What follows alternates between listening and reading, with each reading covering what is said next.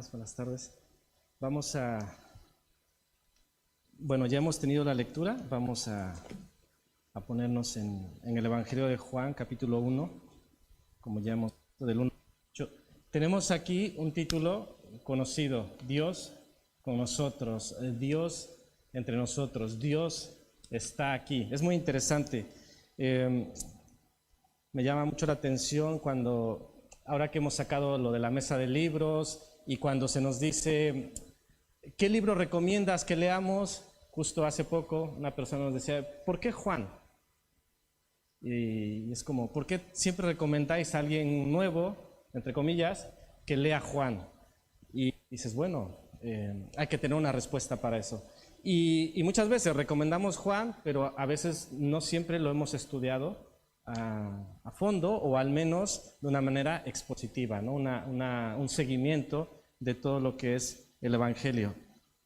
Este Evangelio, como ya sabéis, tiene una particularidad, es, por decirlo de alguna manera, distinto a los tres evangelios sinópticos, ¿no? Que se le conoce a Mateo, Marcos y Lucas, los sinópticos, que quiere decir que se pueden ver juntos. Podemos ver un paralelismo e ir haciendo una comparativa, y vemos relatos de la vida de Jesús, que por supuesto es palabra inspirada, muy interesante, pero la particularidad de Juan es que no solo es el relato, sino que enfatiza el significado de dichos eventos. Entonces es como que intenta ver el porqué del asunto. Es decir, por ejemplo, los evangelios sinópticos hablan de la alimentación de los 5,000, pero solo Juan da un poco el significado de ese evento, ¿no? Yo soy el pan de vida. Entonces, estas son las particularidades que tiene Juan. El versículo 31 del capítulo 20 es muy importante para entender lo que es todo el Evangelio. Dice así: pero estas cosas se han escrito para que creáis que Jesús es el Cristo, el Hijo de Dios, y para que creyendo tengáis vida en su nombre. Esto se conoce como el propósito del libro. ¿Cuál es la meta? El propósito del Evangelio de Juan es que estas cosas se han escrito para que creáis que Jesús es el Cristo. Muchos de vosotros podréis decir, bueno, yo ya creo que Jesús es el Cristo, y eso es maravilloso, y eso es muy bueno, pero pensemos que hay gente que no.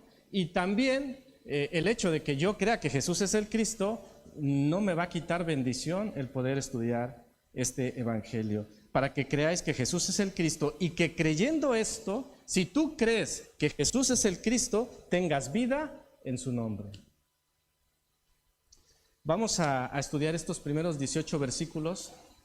Siempre me pasa esto, me dejo la de la introducción, y vamos a ver tres partes: el verbo, el que da testimonio del verbo, y finalmente, después de hablar tanto del verbo, decir quién es el verbo. Quiero que por favor todos aquellos que ya lo sabéis, seáis un poco cómplices conmigo de no decir quién es el verbo, porque si no pierdo un poco la esencia. Algunas personas que quizá no estén familiarizadas con este término dirán, ¿de qué hablas? El verbo, o como dice el texto en el original, hologos, ¿no? En otras versiones dice la palabra. ¿Qué es el verbo? La palabra, el logos. Y es lo que vamos a ver en esta primera parte, el que da testimonio de este verbo, y finalmente revelar quién es el verbo. Bueno, como ya decía, este verbo, dice Juan 1:1, en el principio era hologos. Entonces dices, ¿qué es esto? Y es un término muy profundo, en distintas formas, ¿no? Por ejemplo, hace referencia, y de hecho lo que Juan hace es referenciarlo a raíces en el Antiguo Testamento, es decir, la palabra de Dios, el verbo de Dios, por ejemplo, creando. Vemos en el Génesis que dijo Dios, hágase la luz, hágase la hierba, crezca la hierba, y por la palabra de Dios había creación. Y es allí donde hace referencia a este término de logos. Pero también, ya en la filosofía griega, desde antes de Cristo, varios filósofos hablaban de logos. Heráclito fue el que empezó a utilizar este término, lo hizo antes de Cristo, y lo usaba en el sentido de entender un principio ordenador para el universo, la razón. Entonces ellos, desde el aspecto filosófico, manejaban el término de el logos, y en cuestión más de lo que tiene que ver con la palabra de Dios, era referenciado al Antiguo Testamento. Entonces es un término profundo que puede generar complicaciones, pero veamos que en nuestro caso no va a ser un problema. Pero antes de entrar, dijéramos, en materia, es muy interesante lo que está haciendo Juan ya desde el principio. O sea, Juan inicia versículo 1, dice: en el principio era el verbo, y el verbo era con Dios, y el verbo era Dios. O sea, entra directo, no empieza suave y va subiendo de intensidad, entra con una declaración tremenda. ¿Por qué? Decirle a los judíos que Jesús era Dios era una blasfemia. O sea, al judío de aquel tiempo decirle Jesús es Dios, ellos decían: estás loco. Es una blasfemia. Y decirle a los griegos que el verbo se había encarnado, inconcebible. No tiene sentido. Entonces, quizá alguien que leyera este evangelio en aquellos primeros tiempos dirían: versículo 1, ya el versículo ya me pone o a la defensiva, o ya me hace rechazarlo, y en algunos casos te atrapaba, ¿no? Como sucedió con un profesor en la facultad, que él es profesor de filosofía, él es filósofo de profesión, pero claro, desde la filosofía, cuando él vio en la palabra que el Logos se hizo carne y habitó entre nosotros, eso fue una bomba para él. Permitidme, como está aquí de moda, fue un boom en su cabeza. El verbo, ese principio ordenador, esa razón, eso en lo cual tanto se reflexiona desde la filosofía, el verbo se hizo carne y habitó entre nosotros. Bueno, primeramente vamos a lo que nos dice los primeros 5 versículos. Versículos 1 y 2. En el principio era el verbo, y el verbo era con Dios. Dice el versículo 2, el verbo, era en el principio con Dios. O sea, el verbo era con Dios desde el principio. Por lo tanto, podemos decir que el logos, el verbo, es... Pero esto toma más importancia cuando nosotros podemos decir que Dios es eterno. Os leo rápidamente Isaías 40, 28, que dice: ¿no has sabido, no has oído que el Dios eterno es Yahvé, o Jehová, el cual creó los confines de la tierra? ¿No sabes que el Dios eterno es Yahvé? No desfallece, ni se fatiga con cansancio, y su entendimiento no hay quien lo alcance. Entonces, por un lado, Dios es eterno y el logo, el verbo, es eterno. ¿A alguien se le ocurre cómo conciliar esto? ¿Qué diríamos? No es difícil. La parte final del versículo 1 nos lo grita. En el principio era el verbo, y el verbo era con Dios, y dice, y el verbo era Dios. Entonces, Dios es eterno, el verbo es eterno, luego entonces, el verbo es Dios. El logos es Dios. Dices, ¿qué estás diciendo? Tengo más interés de conocer a este logos. ¿Por qué? Porque es eterno y porque es Dios, porque solo Dios es eterno. No hay nada, no hay un solo ser que sea eterno, solo Dios. Interesante, ¿no creéis? Luego, el versículo 3 vemos a Logos como creador. Versículo 3 dice, todas las cosas por él, está hablando del Logos, del verbo, todas las cosas por el verbo fueron hechas, y sin él nada de lo que ha sido hecho fue hecho. Interesante. Entonces, el Logos es creador. Pero entonces, otra vez, pero Dios es el creador de todas las cosas. Dice Nehemías 9:6, tú solo eres Yahvé, tú solo y solo tú eres el creador. Tú hiciste los cielos y los cielos de los cielos, con todo su ejército, la tierra y todo lo que está en ella, los mares y todo lo que hay en ellos. Y tú vivificas todas estas cosas, y los ejércitos de los cielos te adoran. Una vez más, no tendríamos ningún conflicto de decir, o incluso para el judaísmo no habría problema en decir que Dios es creador de todas las cosas. Pero Juan está diciendo, hey, cuidado, que el logos, el verbo, es creador. Versículo 3. Todas las cosas por él fueron hechas. Todas las cosas por él, por el logos, fueron hechas. Entonces, una vez más, Juan, en pocos versículos nos está diciendo, el logos es Dios, el logos es eterno, el logos es creador.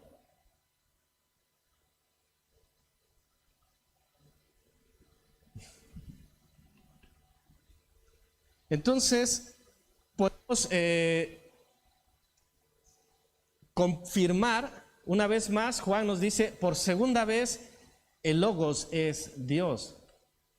Y no se queda tranquilo, por si no nos es suficiente una ni dos, nos lo dice una tercera vez. El logos es luz y vida, versículo 5. La luz en las tinieblas resplandece y las tinieblas no prevalecieron contra ella. Dice el versículo 4, en él estaba la vida y la vida era la luz de los hombres. Y dice el versículo 9, me adelanto un poco, aquella luz verdadera que alumbra a todo hombre venía a este mundo. Entonces el verbo es luz, pero una vez más las propias escrituras nos dicen que Dios es luz. Leo 1 de Juan 1:5. Este es el mensaje que hemos oído de él y os anunciamos. Ojo, Dios es luz y no hay ningunas tinieblas en él. Entonces, Dios es luz, el verbo es luz. ¿Qué quiere decir esto? Lo que ya Juan ha dicho desde el principio, y el verbo era Dios, y el verbo es Dios, logo es Dios. Con 3 veces yo creo que está bastante confirmado lo que quiere decir Juan, lo cual no era poca cosa. Ya os he dicho, el decir al judaísmo Jesús es Dios, decir al griego el verbo se ha encarnado era un poco locura. Vamos al siguiente punto. Vamos a los siguientes versículos donde se nos habla de un testigo, de alguien que daba testimonio del verbo. Y esto lo sabéis, ¿no? ¿Quién era este testigo? ¿Lo podéis decir? Bueno, está fácil, ¿no? Así sí, ¿verdad? Juan el Bautista, a partir del versículo 6 y hasta el versículo 13, podemos ver distintas cosas sobre él. Primeramente, y muy, muy importante, dice, hubo un hombre enviado de Dios, el cual se llamaba Juan. Interesante e importante, enviado por Dios, como debe ser. ¿Quién nos envía a nosotros? Dios.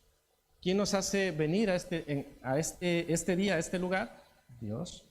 Pero quiero que pensemos en algo que es impactante y que Juan está jugando con ello, en base o para afirmar lo que él está afirmando, para lo que él está aseverando. ¿Qué quiero decir? Hay un versículo en Isaías 43 que dice, voz que clama en el desierto, preparad camino a Yahvé, enderezad calzada en la soledad a nuestro Dios. Esta es una profecía desde Isaías sobre Juan. ¿Y qué dice este versículo? ¿A quién tenía que enderezar camino este hombre? Decídmelo, por favor.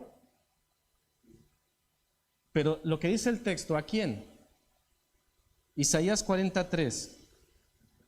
Preparad camino a Yahvé, o preparad Jehová. Y sigue diciendo, enderezad calzada en la soledad, ¿a quién? A nuestro Dios. Enderezad camino a Dios. Esto es muy, muy, muy impactante.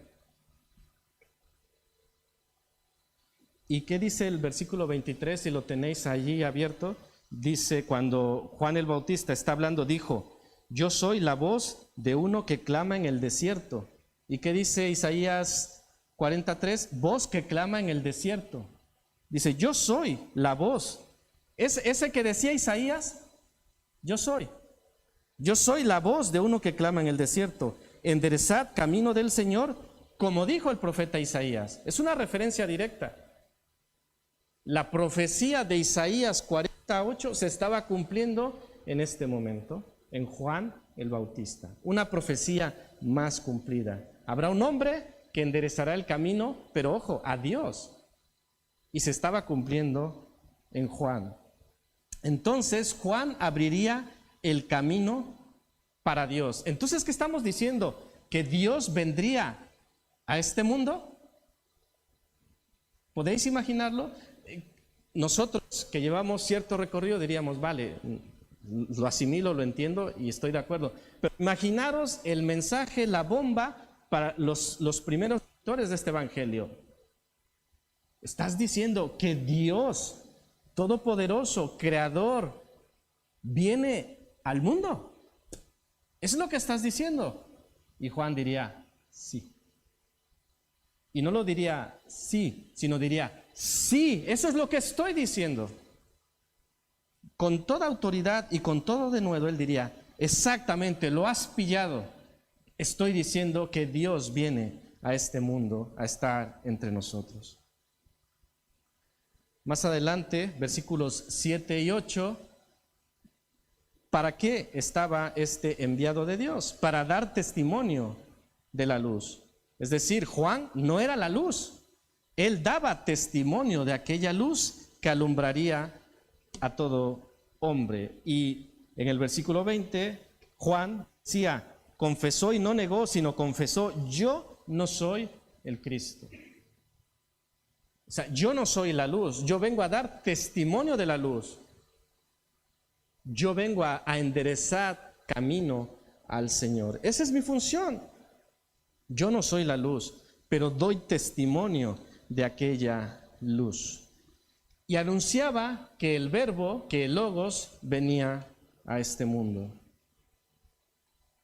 Pero como ya os decía anteriormente, Dios viene a este mundo, inmediatamente podemos decir, ¿es esto posible? O en aquel tiempo dirían, ¿esto cómo puede ser posible? Incluso ya Salomón, en la dedicación del templo, en el primer libro de Reyes, 8:27, decía, pero ¿es verdad que Dios morará sobre la tierra? Esto decía Salomón. ¿Pero es verdad que Dios morará sobre la tierra? He aquí que los cielos de los cielos no te pueden contener, cuanto menos esta casa que yo te he edificado. En la dedicación del templo, ¿cómo va a venir Dios aquí? Si los cielos no le pueden contener, menos este lugar. Entonces, esta pregunta podría trascender todos estos años de decirle a Juan, Juan, ¿qué estás diciendo? ¿Que Dios viene? Pero si los cielos no le pueden contener, ¿cómo será esto? No lo entiendo, lo que tú estás diciendo, no lo entiendo.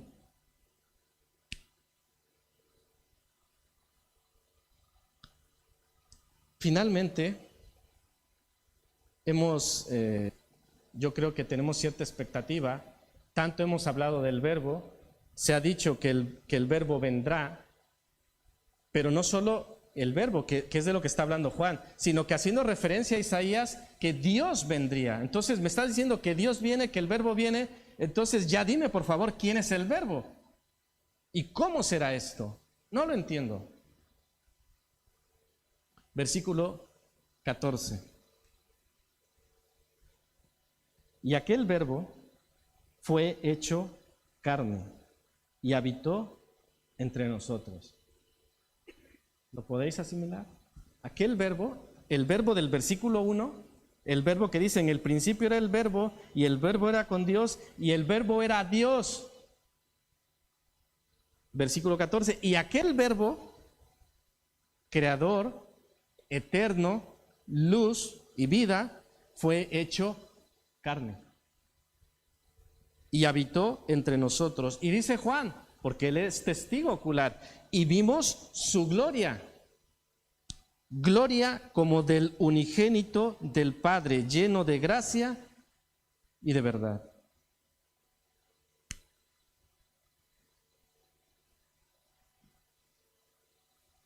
Siguiendo esa lección que recibí hace pocos días sobre no dar cosas por sentado, cuando alguien me decía, ¿y qué es la fe? Claro, yo le decía, es que hay que poner la fe en Jesucristo. Y me dice, ¿y qué es la fe? Y yo digo, tenía razón. O sea, yo doy por sentado ciertas cosas y no siempre tengo que darlas por sentado. Y en este caso, muchos de nosotros podemos decir, saber cómo sucedió esto, cómo es que el Verbo se hizo carne, pero también pensar en que a lo mejor haya alguien que diga, no sé. Y por eso no está de más decir que cómo sucedió esto históricamente, cómo se hizo realidad, Mateo 1:20 al 23. El ángel hablando con Jesús le dice, José, hijo de David, no temas recibir a María tu mujer, porque lo que en ella es engendrado del Espíritu Santo es, y dará a luz un hijo y llamarás su nombre Jesús, porque él salvará a su pueblo de sus pecados. Todo esto aconteció para que se cumpliese lo dicho por el Señor por medio del profeta cuando dijo, he aquí, una virgen concebirá y dará a luz un hijo y llamarás su nombre Emmanuel, que traducido es Dios con nosotros. Maravilloso. El argumento de Juan está impecable. Dios viene. Ese niño que nacerá es Dios con nosotros. El Verbo es eterno, el Verbo es creador, el Verbo es Dios, el Verbo se encarnó y habitó entre nosotros. Y entonces, con todos estos argumentos sobre la mesa, tranquilamente y respaldados por la palabra, decimos, Dios, el Dios creador, el Dios eterno, el Dios todopoderoso, se hizo hombre, se hizo como uno de nosotros, pero sin pecado.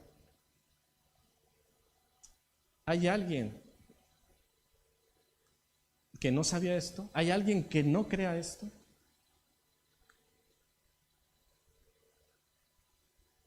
Interesante, porque Juan quiere que creamos y para que creyendo seamos salvos por su nombre. Son las evidencias que nos arroja la palabra de Dios. Dios se hizo hombre y muy maravillosamente, ¿cómo se hizo hombre? ¿Vino cabalgando en un caballo con una armadura? ¿Cómo vino? Decidme, ¿cómo vino? Como un bebé, frágil, vulnerable, no tenía lugar en este mundo. Así se encarnó el Hijo de Dios. Y es válido decir, así se encarnó Dios. ¿Qué le hizo? ¿Qué le motivó a hacer todo esto? Podéis ir pensando ya en esto. Pero Dios, ¿en serio? ¿El Todopoderoso hizo esto? ¿Como para qué?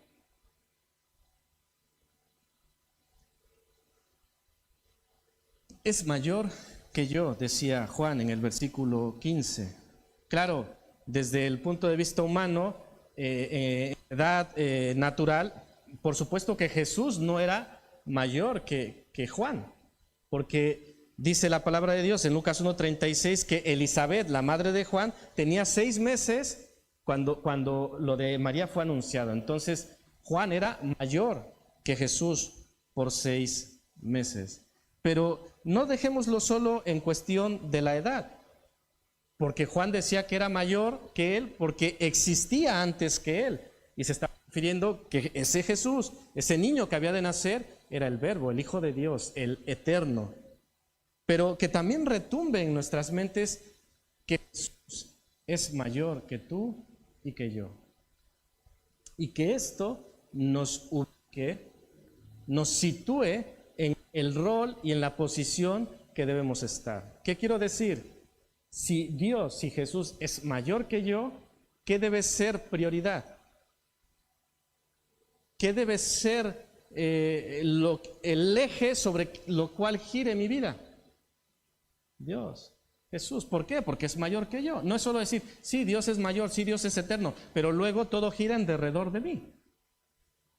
No. Si Él es mayor, si declaras que Él es mayor, pues entonces las cosas, mi vida, debe girar en torno al que es mayor que yo, para que tenga sensatez lo que yo digo.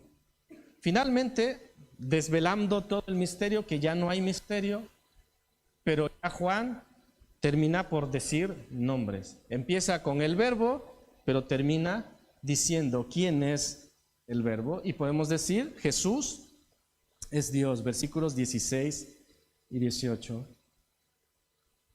Porque de su plenitud tomamos todos y gracia sobre gracia. Pues la ley por medio de Moisés fue dada, pero la gracia y la verdad vinieron por medio ¿de quién? De Jesucristo.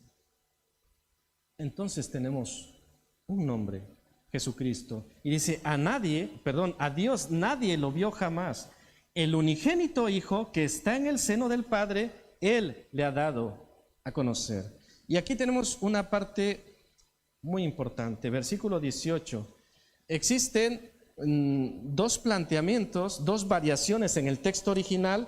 Uno, no lo tengo aquí apuntado, pero un manuscrito dice monogenes theos, o sea, unigénito Dios, y otro es monogenes huios, es decir, el unigénito de Dios. Nuestra Reina Valera lo traduce como el unigénito Hijo. Pero lo cierto es que en el griego está esta otra acepción de monogenes theos, es decir, el unigénito Dios, lo cual no genera ningún problema. Sea unigénito Dios o sea el unigénito de Dios, en realidad el mensaje de la Biblia no cambia, no tenemos una contradicción, pero sí podemos respaldar bajo la línea de argumentos que viene dando Juan. No es ninguna cosa descabellada que diga que Jesús es unigénito Dios, que Jesús es Dios. O sea, no estamos diciendo nada. Y si dice que es el unigénito de Dios, el Hijo unigénito de Dios, tampoco estamos cayendo en ningún error. Pero ¿por qué menciono esto? Otras versiones, como la Nueva Versión Internacional o Versión La Palabra o Dios habla hoy, lo dicen de la siguiente forma: a Dios nadie lo ha visto nunca. Y dice, el Hijo unigénito, quien es Dios y que vive en unión íntima con el Padre, nos lo ha dado a conocer. Nueva Versión Internacional. Versión La Palabra, a Dios nadie lo vio jamás. El Hijo único, que es Dios y vive en íntima unión con el Padre, nos lo ha dado a conocer. Y la versión Dios habla hoy dice, nadie ha visto jamás a Dios. El Hijo único, que es Dios y que vive en íntima comunión con el Padre, es quien nos lo ha dado a conocer. Y ya no miré más versiones, pero seguramente algún testimonio hay sobre que Jesús es Dios. Pero vamos a pensar que esto no está.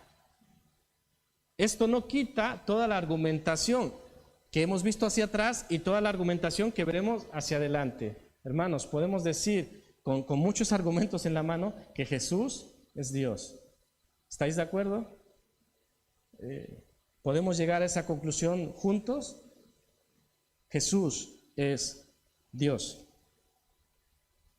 Pero hay algo maravilloso, por si, digamos, podemos poner la guinda en el pastel. Dice Isaías 35, 4 al 6. Decid a los de corazón apocado, esforzaos, no temáis. Ojo, he aquí que Dios, que vuestro Dios viene. Nuevamente, Dios con retribución, con pago. Y repite Isaías, Dios mismo vendrá y os salvará. ¿Quién vendrá? Dios. Dios mismo vendrá y os salvará. Entonces, ¿cuándo sucederá esto? Los ojos de los ciegos serán abiertos y los oídos de los sordos serán. Entonces el cojo saltará como un ciervo y cantará la lengua del mudo, porque aguas serán cavadas en el desierto y torrentes en la soledad. Recapitulemos. Cuando Dios venga a salvar, ¿qué va a pasar? ¿O qué pasaría? ¿Recordáis algo? ¿Qué pasaría? Los ciegos verían, ¿qué más? Los mudos hablarán, los sordos oirán y el cojo ¿qué? Saltará. Uy, son señales muy claras de cuándo va a pasar esto. Y esto es muy interesante a la luz de Lucas 7, 18 al 22. Juan el Bautista tenía discípulos. Y hubo una ocasión que mandó a unos de ellos a consultar al Señor. ¿Eres tú el que había de venir? Y veamos la respuesta de Jesús. Versículo 18. Los discípulos de Juan le dieron las nuevas de todas estas cosas y llamó Juan a 2 de sus discípulos y los envió a Jesús para preguntarle: ¿eres tú el que había de venir o esperaremos a otro? Cuando pues los hombres vinieron a él, dijeron: Juan el Bautista nos ha enviado a ti para preguntarte: ¿eres tú el que había de venir o esperaremos a otro? En esa misma hora Jesús sanó a muchos de enfermedades y plagas y de espíritus malos, y a muchos ciegos les dio la vista. Y aquí viene la maravillosa respuesta. Y respondiendo Jesús les dijo: id, haced saber a Juan lo que habéis visto y oído. Yo no os voy a decir no, decidle lo que habéis visto y oído. ¿Y qué es lo que habían visto y oído? Los ciegos ven, los cojos andan, los leprosos son limpiados y los sordos oyen, los muertos son resucitados y a los pobres es anunciado el evangelio. Pregunto, ¿se estaba cumpliendo la profecía de Isaías? Totalmente. Dios mismo vendrá y os salvará. Y lo que estaba pasando en aquel momento es que Dios mismo había venido, se había hecho hombre y estaba salvando a la humanidad. ¿No os parece maravilloso esto? Que Dios haya venido a nosotros, que Dios se haya hecho como uno de nosotros para rescatarnos.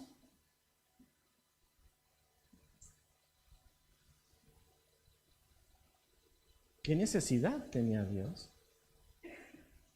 Nada le faltaba a Dios. Dios es perfecto. No hay nada que le sobre, no hay nada que le falte. No dependía de nosotros. No le agrandaba su poder, ni tenía más grandeza por nosotros. Simplemente porque nos amó y nos ama hasta el fin. Jesús es Dios encarnado. Jesús es Dios eterno, creador. Y dice Juan, para que creyendo en Él tengáis vida en su nombre. Así que vamos a ver 3 conclusiones sobre este pasaje. Primeramente, nos enfocaremos en Juan, digo que Él fue. Luego en este Dios hombre del que hemos hablado y finalmente nos preguntaremos sobre todo esto. ¿Se queda en la historia? ¿Se queda en la Biblia? ¿Se queda en la predicación? ¿O trasciende? ¿O viene a nuestras vidas y tiene un impacto? Porque Él vino a rescatarnos. Él no vino solamente a pasear. Él no vino a que aquí quedara escrito que Él vino. No. Él vino a algo muy concreto y muy específico. Él vino a por ti, Él vino a por mí. Y se nos plantea una decisión. No podemos evitar esa decisión, porque el solo ignorarla, hemos decidido ignorarla, así que ya hemos decidido. No podemos decir, ya decidiré. No, desde el momento en que no aceptas, estás decidiendo. Es lo que hace Dios, nos confronta y nos dice, decide. Y con el Señor no podemos hablar intermedios. Al Señor es sí o al Señor es no. Y queda claro que si no le digo que sí, ¿qué le estoy diciendo? Que no. O sea, no hay más. No hay una espera. Luego te digo, ¿es sí o es no? Bueno, Juan, enviado para dar testimonio. ¿Os suena que como Juan fue enviado, nosotros hemos sido enviados? ¿Os suena? Hace poco hemos hablado de ello. ¿Os suena que somos enviados nosotros también? Sí, ¿no? ¿Estáis de acuerdo? ¿O Juan fue enviado? ¿O solo los de este lado fueron enviados? No, enviados todos, con un mensaje que como en el tiempo de Juan, a algunos parecerá locura. Algunos dirán, me decían, ¿no? Tú vives en Disneyland. Claro, sí, porque la palabra de Dios es locura ¿para quiénes? Para los que se pierden. Para los que se pierden, la palabra de Dios es locura. ¿Estás loco? Pablo le decían. Y a Juan, muchos le dirían, no está escrito, pero muchos le dirían, Juan, este está loco. ¿Cómo que el verbo se encarnó? ¿Y cómo que el logos? Dice puras tonterías. Pero estaba diciendo lo que el Señor le había inspirado y el cumplimiento de las profecías y de lo que iba a suceder pronto. Y es interesante el testimonio de Juan, porque ¿cómo imagináis a Juan dando testimonio? ¿Cómo lo imagináis? Decidme algo, por favor. Juan viene a enderezar camino al Señor. ¿Cómo os imagináis que lo hacía?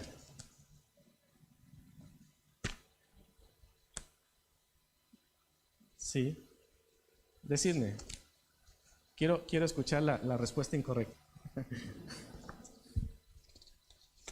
Porque podemos pensar que Juan tenía una estrategia muy cuidada, tenía unas formas muy diplomáticas, muy políticamente correctas, no se me vaya a ofender, no se vaya a estresar, uy, cuidado porque es sensible. ¿Qué decía Juan?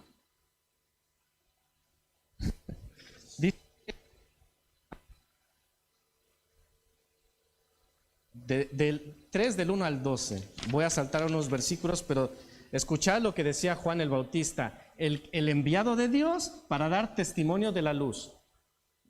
En aquellos días vino Juan el Bautista predicando en el desierto de Judea y diciendo, arrepentíos, porque el reino de los cielos se ha acercado. Y eran bautizados por él en el Jordán, confesando sus pecados. Qué bueno sería, ¿no? Decir, arrepentíos, y la gente, sí, me bautizo. Pero fijaros, versículo 7, al ver él que muchos de los fariseos y de los saduceos venían a su bautismo, les decía, generación de víboras. Uy, ese predicador. ¿Quién os enseñó a huir de la ira venidera? Haced pues frutos, versículo 8, dignos de arrepentimiento, y no penséis decir dentro de vosotros mismos, a Abraham tenemos por padre, porque yo os digo que Dios puede levantar hijos de Abraham aún de estas piedras. Versículo 10, y ya también el hacha está puesta a la raíz de los árboles. Por tanto, todo árbol que no da buen fruto es cortado y echado en el fuego. Su aventador está en su mano y limpiará su era. Versículo 12.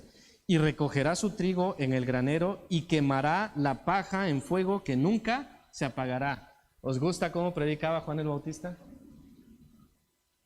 ¿Lo traeríamos aquí a predicar?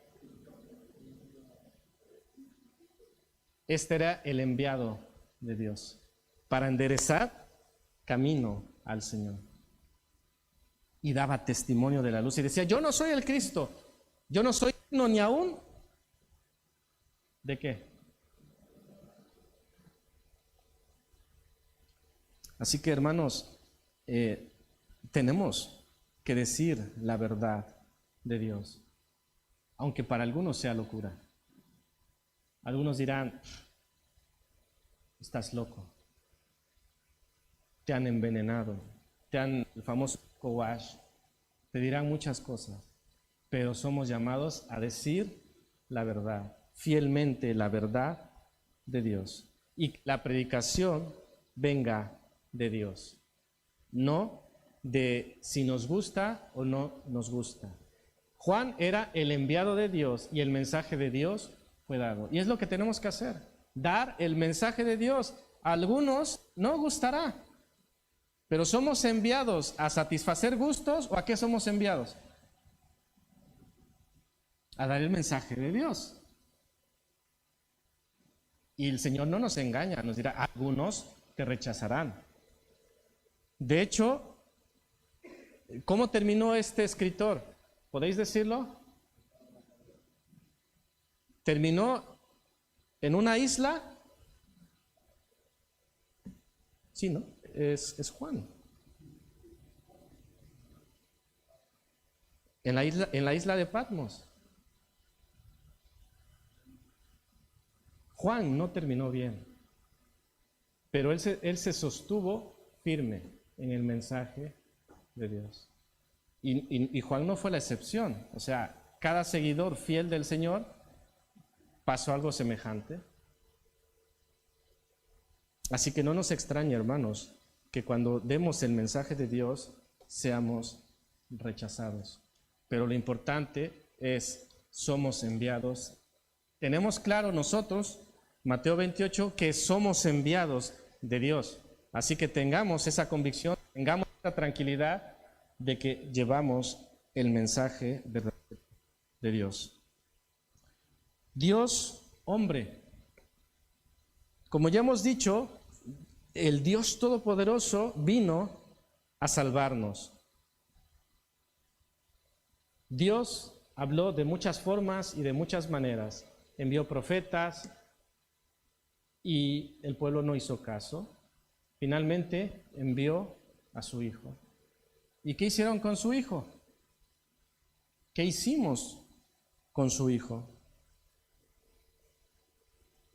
Es muy interesante, bueno, más que interesante, muy triste lo que pasa en los versículos 10 y 11 de Juan 1. Porque hemos llegado a la conclusión de que Dios vino a salvar, de que Dios se hizo como uno de nosotros. Y esto tendría que ser arrollador, ¿no? Es decir, Dios vino. Pero fijaros, versículo 10, en el mundo estaba y el mundo por él fue hecho, pero el mundo no le conoció. A lo suyo vino y los suyos no le recibieron. ¿Qué? ¿No recibimos a Dios? ¿No le reconocimos? ¿Cómo es esto posible? Ah, ya sé, porque como no vino en un caballo blanco, sino que vino en forma de bebé, hijo de un carpintero, y además ni siquiera era de aquí, de Jerusalén, sino que era de Galilea. ¿Y qué puede venir? ¿Puede salir algo bueno de Galilea? Claro, todo humanamente, pero las escrituras gritaban, las profecías decían, Él es el Mesías, Él es el Hijo de Dios. Jesús mismo decía en Lucas 4, cuando lee al profeta Isaías, dice, hey, vosotros, este día, a vosotros se ha cumplido esta escritura. Jesús decía, yo soy. Del que habla aquí Isaías, yo soy. Más claro no lo podía decir. Y aún así, a lo suyo vino y los suyos no le recibieron. ¿No os parece una tragedia? Dios viene y yo le rechazo.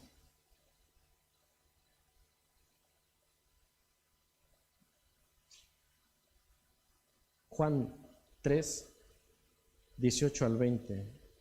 El que en él cree no es condenado, pero el que no cree ya está condenado, por no haber creído en el nombre del Hijo unigénito de Dios.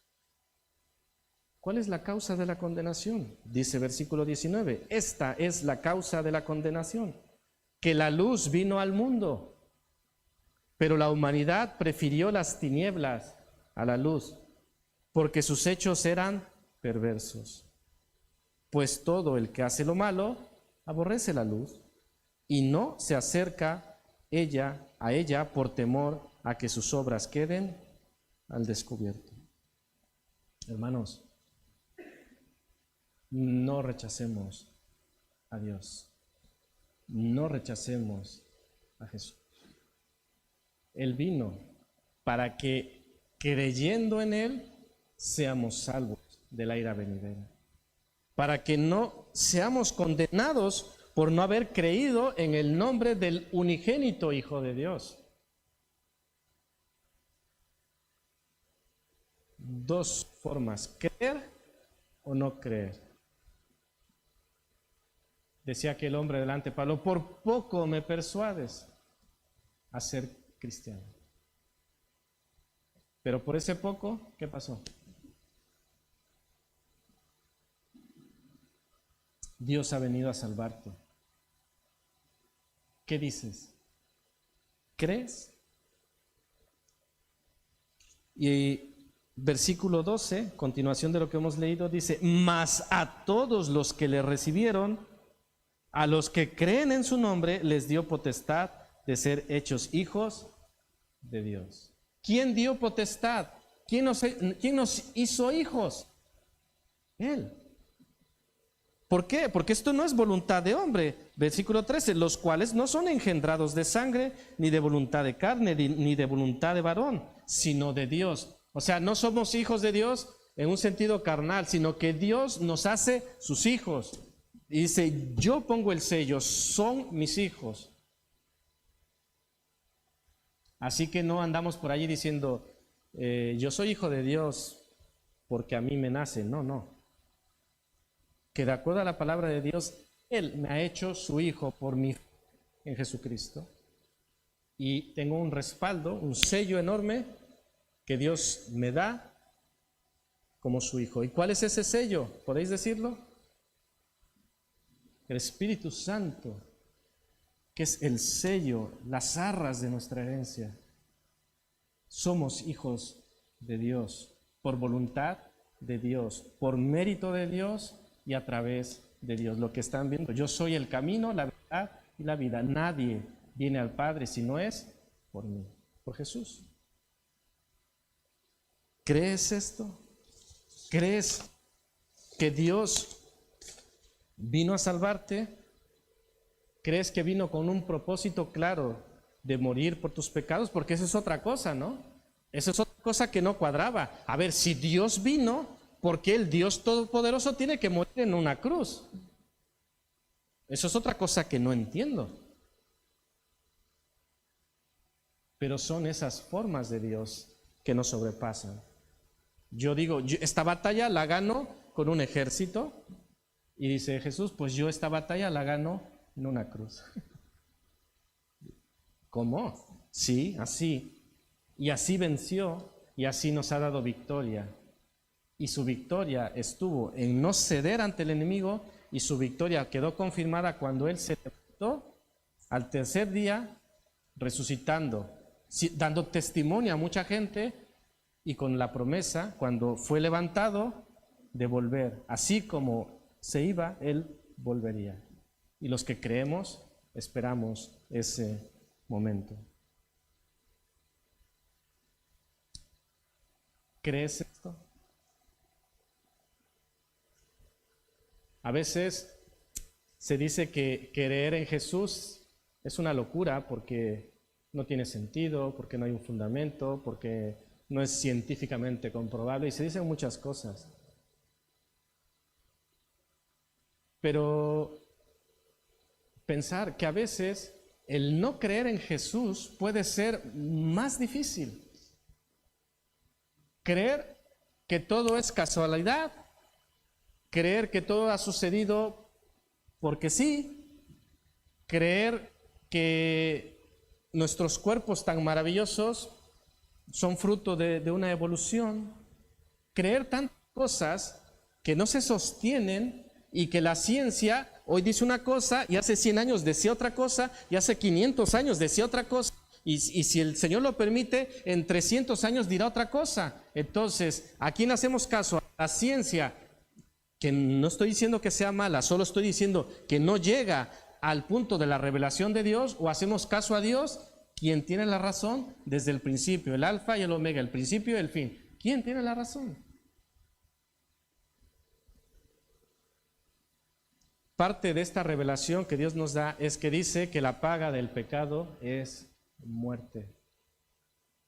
Y también nos informa que todos hemos pecado. Y si la paga del pecado es muerte y todos hemos pecado, ¿qué nos esperaba? Muerte. Entonces, tenemos dos opciones: la puerta ancha y la puerta angosta. Tenemos la opción de muerte, la cual por default ya tenemos, o queremos la vida eterna, la vida abundante en Cristo. ¿Qué queremos? ¿Qué quieres? Aunque evadas esa pregunta, aunque digas en tu mente ahora mismo, ¿cómo dice este dicho? No oigo, tengo orejas de pescado. ¿Lo habéis escuchado, no? Si no te oigo nada, no. Aunque hagas eso, la pregunta seguirá allí y estará en tu corazón, golpeándote. ¿Crees esto? Dios espera que sí, yo espero que sí, aquí esperamos que sí, pero no podemos hacer más, no podemos torcerte el brazo y decir, cree esto, porque esto es por fe. Que el Señor hable a tu corazón, que el Señor te dé esa luz que arroja toda tiniebla, y que puedas decir, como decía Juan, y vimos su gloria. Juan vio su gloria, nosotros podemos ver su gloria. De hecho, en el caminar con Cristo podemos ver su gloria, podemos ver sus maravillas cada día, cada mañana. Así que, hermanos, Jesús es Dios. Jesús vino a por ti y Jesús vino a por mí.